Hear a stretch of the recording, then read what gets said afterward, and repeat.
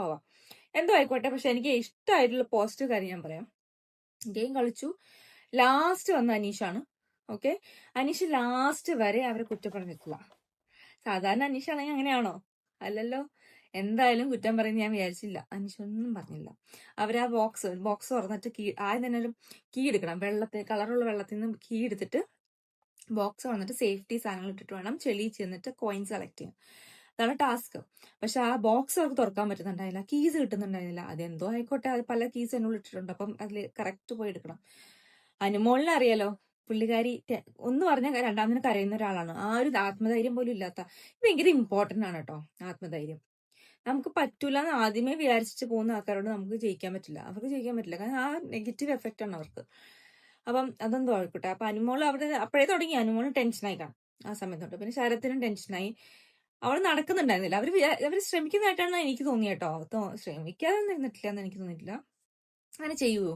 അങ്ങനെ ചെയ്താൽ വളരെ മോശമല്ലേ? അപ്പൊ അവരെന്തായാലും അങ്ങനെ ചെയ്യൂല. അവർക്ക് തന്നെ നെഗറ്റീവ് ആണെന്ന് അവർക്ക് അറിയാം. അതുകൊണ്ട് അവരത് ചെയ്യത്തില്ല.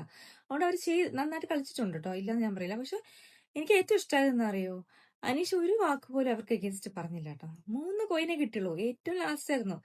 സാരമില്ല, കുഴപ്പമില്ല, മോട്ടിവേറ്റിംഗ് ആയിട്ട് തന്നെ പുള്ളിക്കാരൻ നിന്നു. അതിലെനിക്ക് മനസ്സിലായത് അയാൾ ഒരു നല്ല മനുഷ്യനാണ്. എവിടെയോ നല്ലതുണ്ട്. അയാൾ ബിഗ് ബോസ് വേണ്ടി ചെയ്യുന്ന പരിപാടിയാണ് ഇതെന്നാണ് എനിക്ക് തോന്നുന്നത്. അതിനപ്പുറത്തേക്കൊന്നും എനിക്ക് എന്നെ മനസ്സ് പറയുന്നു. അങ്ങനെ നമുക്ക് നോക്കാം. പോവേ എനിക്ക് തോന്നുന്നു അയാള് കുറച്ചു കഴിയുമ്പോ എത്ര ആളിങ്ങനെ നിക്കാൻ പറ്റും?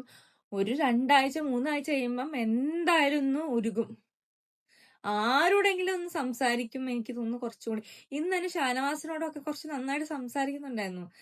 സരികയൊക്കെ കുറച്ചൊക്കെ പ്രൊവോക്കേറ്റീവ് ആണ്. പക്ഷെ പുള്ളിക്കാരന്റെ ആ മറ്റേ പ്രൊവോക്കേറ്റീവ് ടോൺ ഇല്ലേ, അതിന്ന് കുറച്ചൊന്ന് താന്നിട്ടാണ് സംസാരിച്ചതെന്ന്.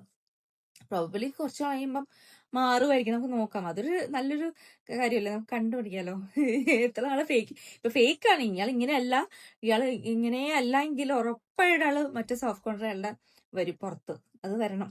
ബിഗ് ബോസ് അയാൾ അങ്ങനെ ഇപ്പോഴൊന്നും ഔട്ടാക്കൂല കേട്ടോ. ഭയങ്കര ഇൻട്രസ്റ്റിംഗ് ക്യാരക്ടറാണ് കണ്ടുപിടിക്കാനായിട്ട്. ശരിക്കും ഞാൻ പറയാം, നല്ല ഇൻട്രസ്റ്റിംഗ് ക്യാരക്ടറാണ്. നമ്മൾ അയാൾ ഇറിറ്റേറ്റിംഗ് മെന്റാലിറ്റിയോടെ കണ്ടു കഴിഞ്ഞാൽ നമുക്ക് അങ്ങനെ കാണാൻ പറ്റുള്ളൂ. പക്ഷെ നമ്മൾ വേറെ രീതി കണ്ടുനോക്കിയ ഒരു ഒബ്സർവിംഗ് മെന്റാലിറ്റിയിൽ കണ്ടുനോക്കിയേ, നമ്മൾ ഇറിറ്റേറ്റഡ് ആവരുത്, ഒബ്സർവ് ചെയ്യുക. ഞാൻ ബിഗ് ബോസ് ആണെന്ന് അങ്ങനെയാണ്. ഒരു ഒബ്സർവിംഗ് മെന്റാലിറ്റി കാണുമ്പോൾ നമുക്ക് അയാളില് എന്തൊക്കെ ആ വ്യത്യാസമുണ്ട് ഒബ്സർവ് ചെയ്ത് നോക്കുക. എല്ലാവരും അങ്ങനെ ഒബ്സർവ് ചെയ്യുക.